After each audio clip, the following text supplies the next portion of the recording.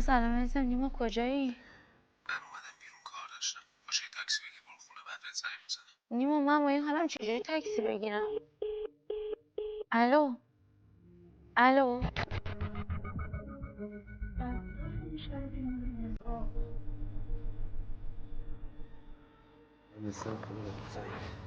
برای چی جواب من نمیدی تو؟ چیزی شده؟ من کار اشتباهی کردم؟ واسه چیه؟ یه حالی کردیم تموم شد و چی؟ خودت خواستی اون شب پیشم بمونی. تو که خودت اینقدر راحتی دیگه دنبال چی میگردی بچه جون؟ جدی الان نیما؟ چی میگی تو؟ بزرگ شو النا. بی خیال برو در خونه ما وای نسو همسایه‌ها میبینن خوفیت نداره برو.